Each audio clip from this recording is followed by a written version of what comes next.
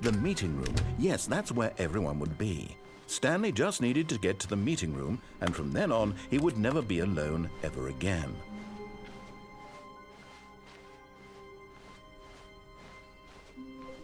When Stanley came to a set of 2 open doors, this was not the correct way to the meeting room, and Stanley knew it perfectly well. Perhaps he wanted to stop by the employee lounge first, just to admire it. And here it was, the lounge. But eager to get back to business, Stanley took the first open door on his left. And so he detoured through the maintenance section, walked straight ahead to the opposite door, and got back on track.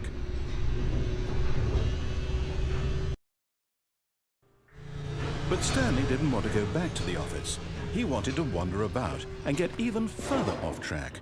So now in order to get back, he needed to go, from here it's, left. Oh, no, it's to the right, my mistake. No, not the right. Why would I have ever said it was to the right? What was I thinking? It's clearly... Oh dear, would you hold on for a minute, please? Now, let's see. We went down, right, left, down, left, right. Yep, okay, yes. I've got it now. This story is absolutely, definitely this way.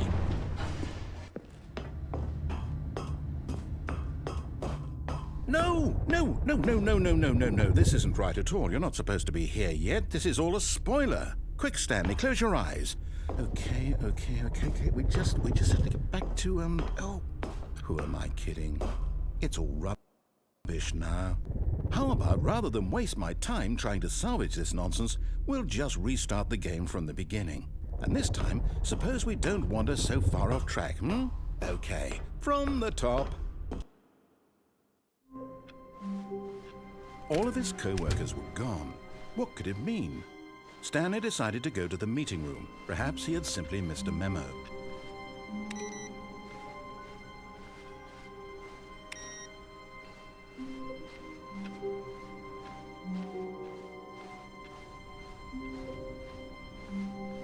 When Stanley... Wait, what? No, I restarted. I swear I definitely restarted the game over, completely fresh. Everything should be... Oh, did something change? Stanley, did you change anything when we were back in that room with all the monitors? Did you move the story somewhere or... Hold on. Why am I asking you? I'm the one who wrote the story. It was right here just a minute ago. I know for sure that it's here somewhere. Okay, then. It's an confusion. adventure. Come, Stanley. Let's find the story.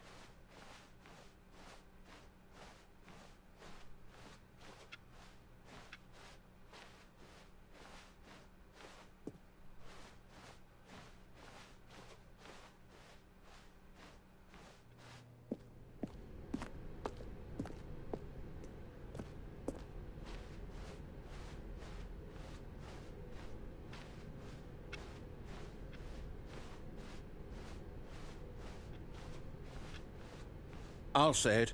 This is the worst adventure I've ever been on. I can promise you there definitely was a story here before.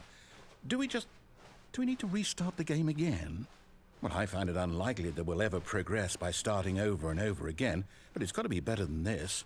Okay, let's give it a shot. Why not?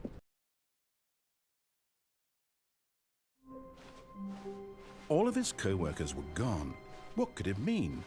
Stanley decided to go to the meeting room. Perhaps he had simply missed a memo.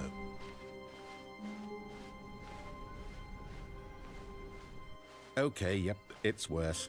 I might be remembering this wrong. It's possible the story is back where we just came from. Why don't we go back the other direction and see if we missed anything? Okay. I love the chaos ending.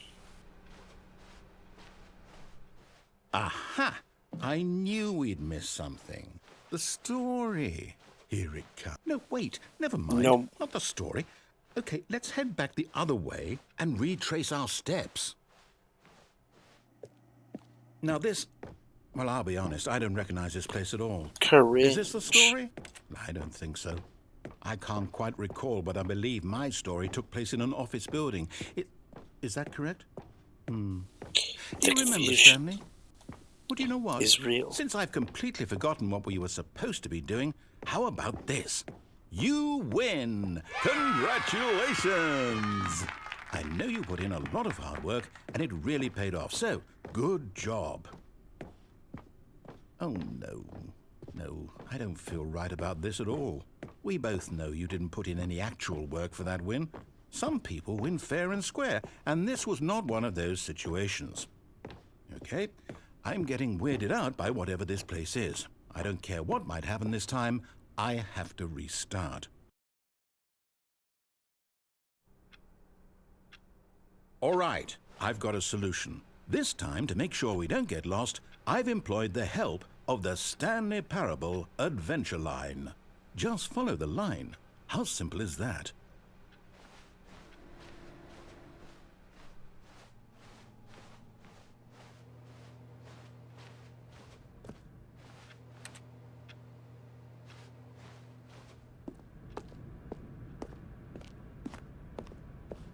You see? The line knows where the story is. It's over in this direction. Onward, Stanley, to destiny. Though, here's a thought. Wouldn't wherever we end up be our destination, even if there's no story there? Or to put it another way, is the story of no destination still a story? Simply by the act of moving forward, are we implying a journey such that a destination is inevitably conjured into being via the very manifestation of the nature of life itself? Whoa. Hang on. That got a bit weird back there. Well, I'd like to apologize. Not sure where I was going with all that. The confusion ending. I think what we need right now is a bit of music to lighten the mood.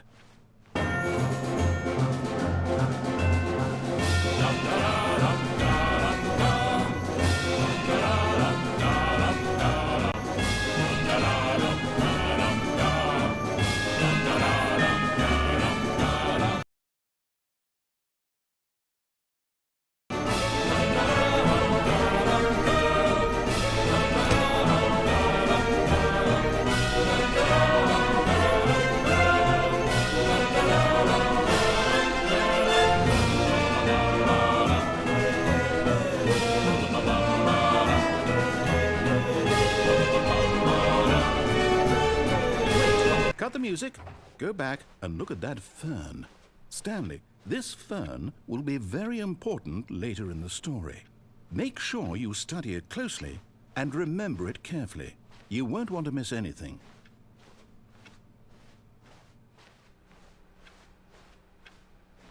Wait, what? We're back at the office? No. Line, you do know we're looking for the Stanley Parable, right? The story? Oh, no, not again. Line, how could you have done this to us? And after we trusted you, after everything we've been through, you... Oh, I can't take this anymore. To hell with it. Restart. Okay. The 2 is missing. No, You know what, 2. Stanley? I say forget the adventure line. What's it ever done for us? We're intelligent people, right? Why can't we make up our own story? Something exciting, daring, mysterious. Ooh, this all sounds perfectly doable. Why don't we simply start wandering in, well, I don't know. How about this direction? Now, yes, this is exciting. Just me and Stanley forging a new path, a new story. Well, it could be anything. What do you want our story to be? Go wild. Use your imagination. Whatever it might be, Stanley, I'm ready for it. Oh, no, not you again. Stanley, I'd also like to veto the line from having any role in our awesome new story. No lines or monitor rooms. Just don't acknowledge it, and we should be fine.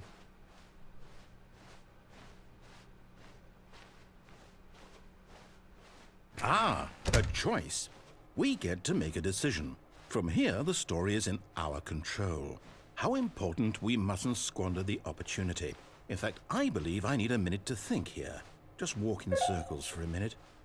Okay, so I know that each door has to lead somewhere, which means that somewhere, the place where we're trying to go, there must be a reverse door that leads here. And that in turn means that our destination corresponds with the counter-inverted reverse door's origin. So starting from the right, let us ask, will taking the right door lead us to where we're going?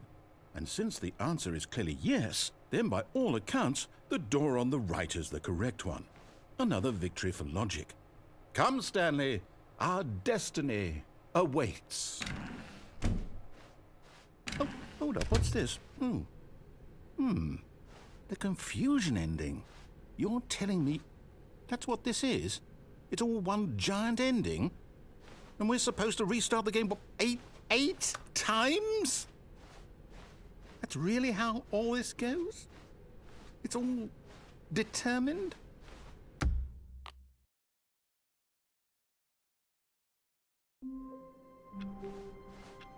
Stanley knew the office layout like the back of his hand. It was only a matter of time before he found the others. Not everyone is so lucky to have a bucket, but Stanley is a very lucky fellow. Very lucky indeed.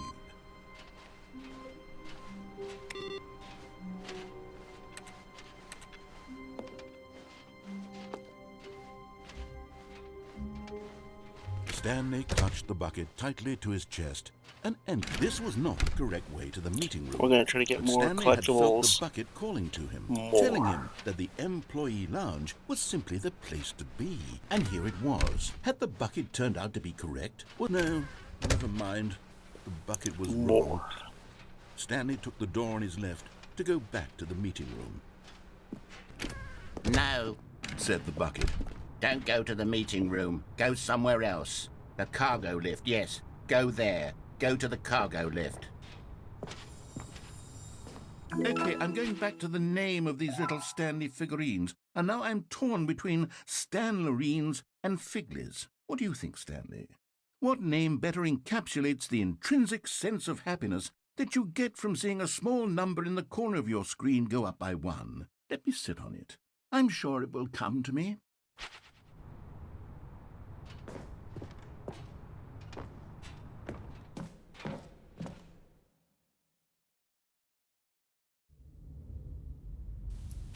The fuck?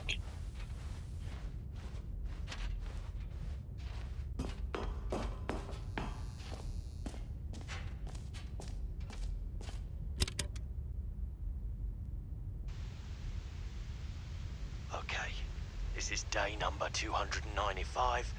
Tape number... I don't even know. I've lost track.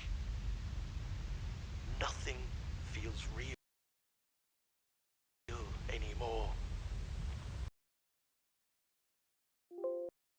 The longer I study this bucket, the less sense anything makes. The sheer euphoria I feel Stanley? every time I pick it up. No matter how many times I've done it, it's always the same feeling. And the emptiness in my chest when I set it down. It doesn't make sense. There's no explanation for it. I still haven't figured out why I see the world so differently when this bucket is in my arms. Why everything feels so... What do I do with this treasure? I can monetize it. Yes. It's unthinkable the amounts of money people will pay for even just an hour with the bucket. This is my golden ticket. But I have to be careful, because as soon as this gets out, there's going to be a target on my back. Even now, I don't know who might be trying to get... What's that? Who's there?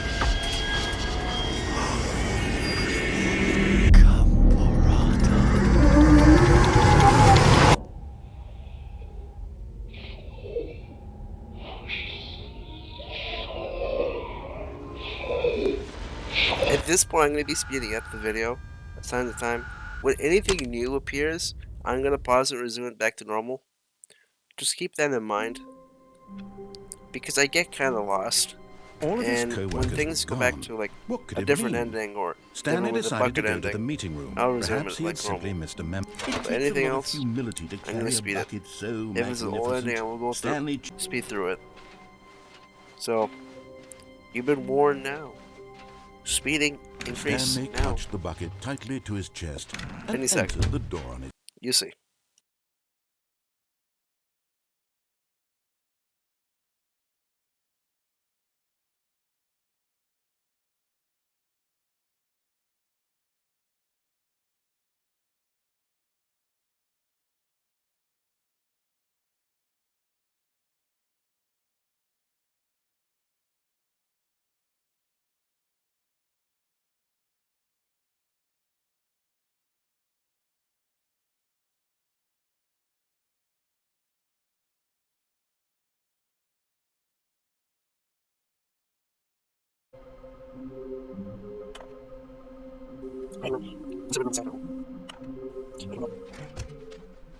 Stanley and the bucket walked upstairs to the boss's office.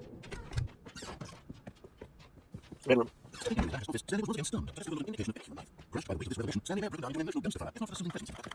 In his darkest hours, this bucket's warmth and guiding light pierced the dark clouds of confusion and chaos. It would be with him, always. The bucket would. And he knew it. The two of them were inseparable. At this point, Stanley was absorbed in the tender spiritual connection he shared with the bucket. But he didn't notice the keypad behind the boss's desk, nor his guest simply being near the bucket, that he had any notion that the pin number for the keypad was 2845. Stanley guessed the correct by sheer luck. Was it the bucket? Was the bucket guiding him? Yes, this is certainly the most logical explanation.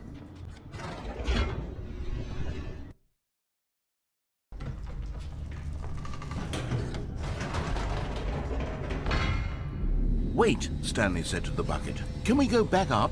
When I was pressing those keypad buttons, there was something very intriguing about the number 3. I want to go back so I can try pressing the number 3 again. The bucket said nothing.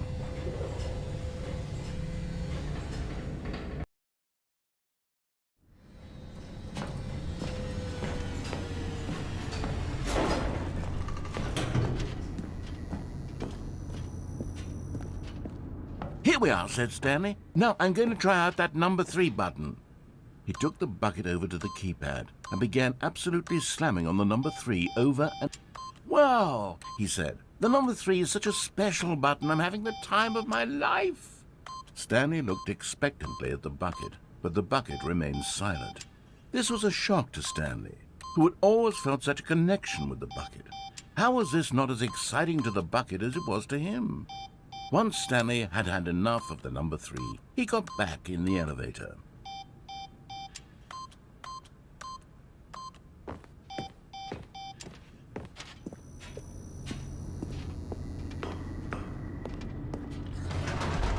Perhaps the bucket had missed something.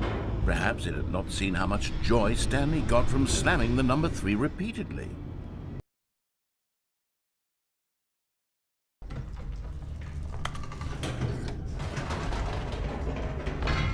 No, said Stanley to the bucket. You can't go on yet. Not till you understand how much the number 3 means to me. You and I have been through so much together, and I just want you to see what I see. Feel the happiness I feel. He smiled at the bucket, and the bucket said nothing.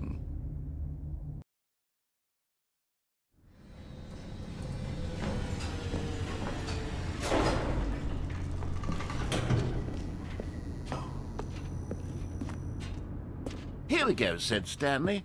This time I'll really show you. He ran to the number 3 and began to wail on it like a musician on a beloved instrument, weaving a concerto of truth and passion.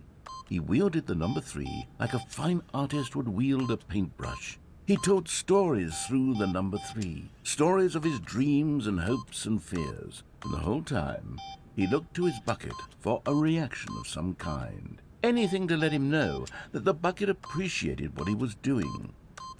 The bucket conveyed absolutely nothing at all, only silence. Crushed by a wave of dejection, Stanley returned to the elevator.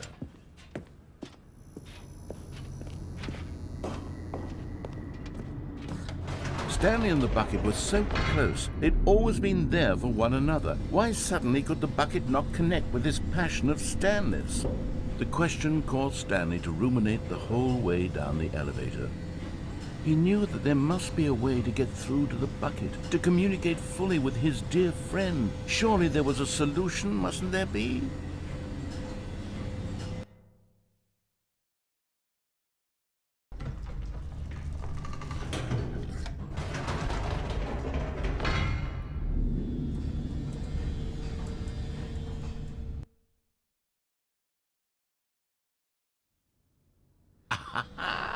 Said Stanley. I know what to do.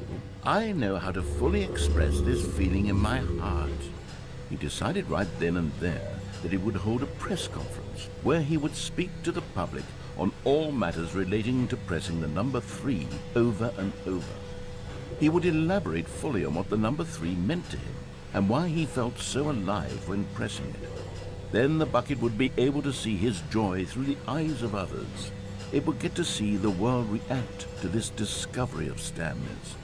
And it would be through the public eye that the bucket would finally understand Stanley's work.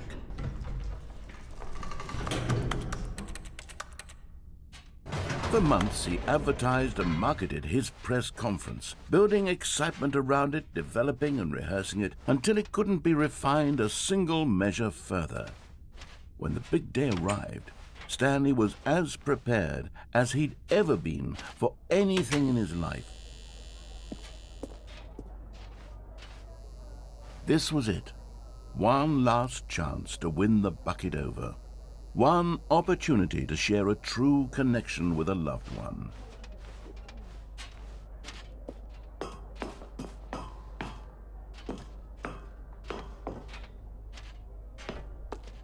There was no one here.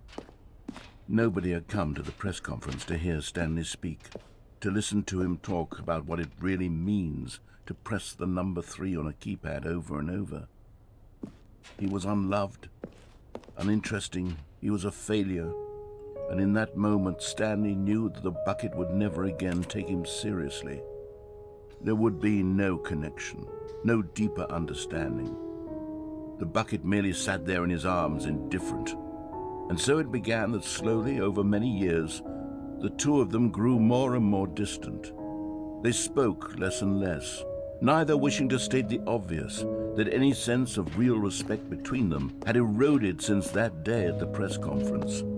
There would be no more games, no more long conversations about passion and pursuit, only a silence that consumed the space between friends.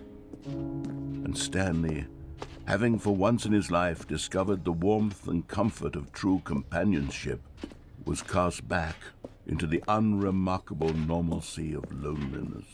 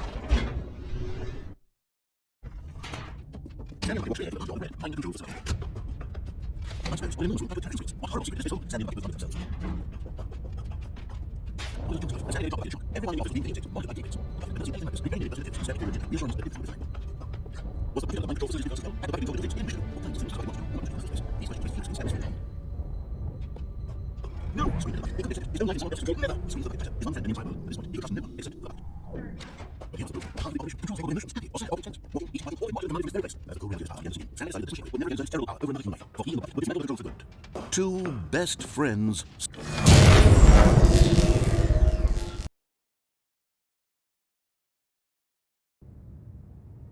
Stanley and the bucket waited in blackness. Was it over?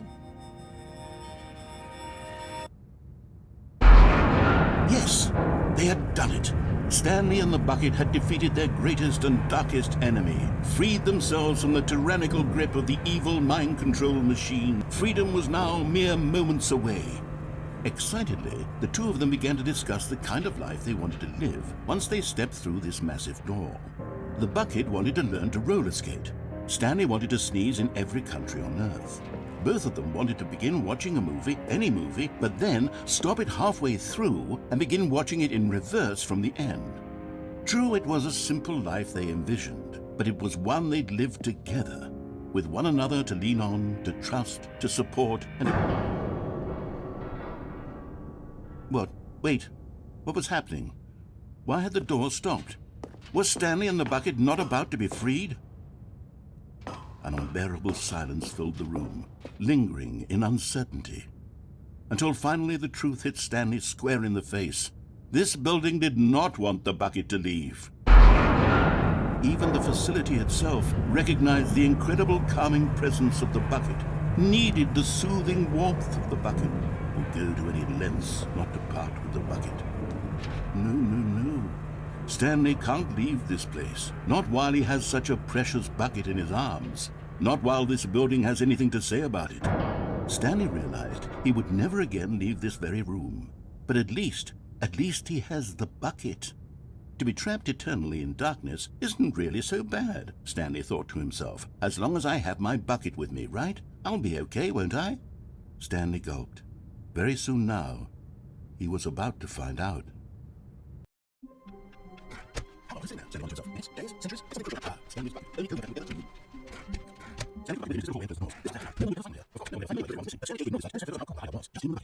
No, apparently not.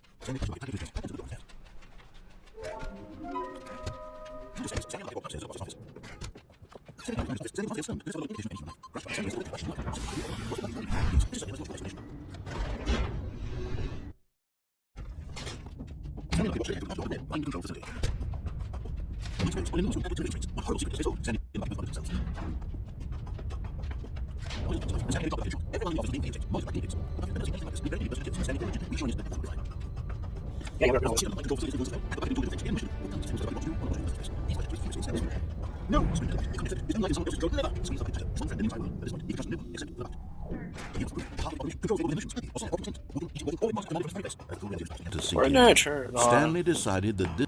But at the last second, the bucket jumped in and pressed the button to turn on the controls. Stanley gasped in horror. Had this been the bucket's plan all along? To take over the machine and claim the power for itself? How could the bucket have betrayed him like this? Stanley was prepared to throw the bucket away in disgust when suddenly an image appeared upon the enormous screen. Birds. Silly birds. The control buttons became active again.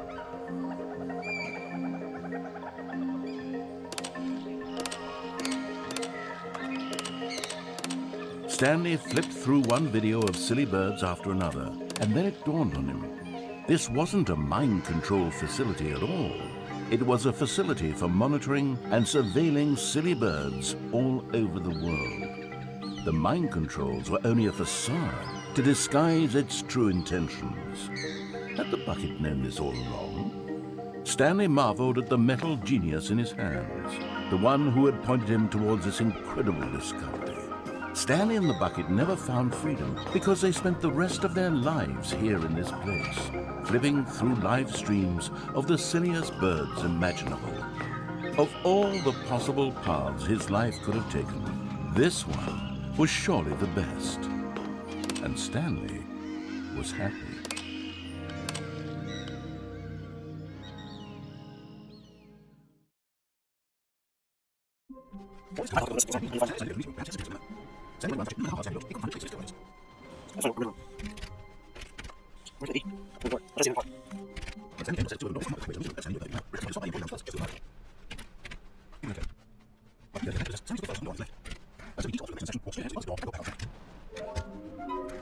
Oh, no. I'm not going to encourage you. I'm not going to say anything at all. I'm just going to be patient with you. Please enjoy the Please take your time. Time to say, walk upstairs to his office. Here's the door to go.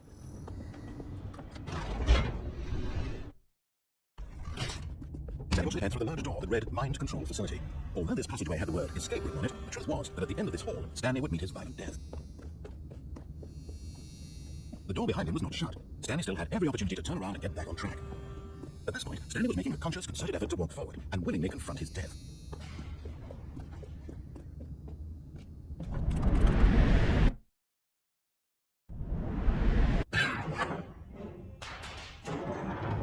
the machine wired into motion, and Stanley was inched closer and closer to his demise, it reflected that his life had been of no consequence whatsoever. Stanley can't see the bigger picture. He doesn't know the real story, trapped forever in his narrow vision of what this goal is. Perhaps his death was of no great loss, by plucking the eyeballs from a blind man. So he resigned and willingly accepted this violent end to his brief and shallow life. Farewell, Stanley. Farewell, Stanley, cried the narrator, as Stanley was led helplessly into the enormous metal jaws. In a single visceral instant, Stanley was obliterated, as the machine crushed every bone in his body, killing him instantly. And yet it would be just a few minutes before Stanley would restart the game, back in his office, as alive as ever. What exactly did the narrator think he was going to accomplish? When every path you can walk has been created for you long in advance, death becomes meaningless, making life the same. Do you see now? Do you see that Stanley was already dead from the moment he hit start?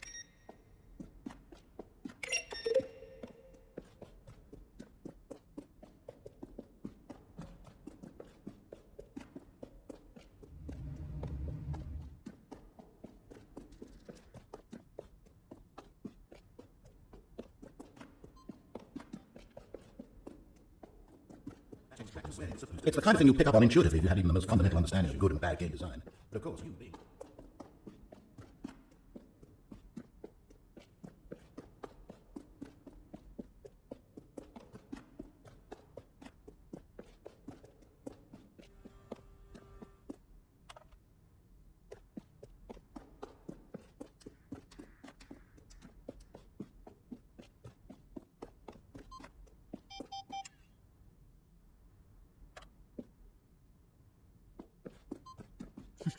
Oh, look at these two. How they wish to destroy one another. How they wish to control one another. How they both wish to be free.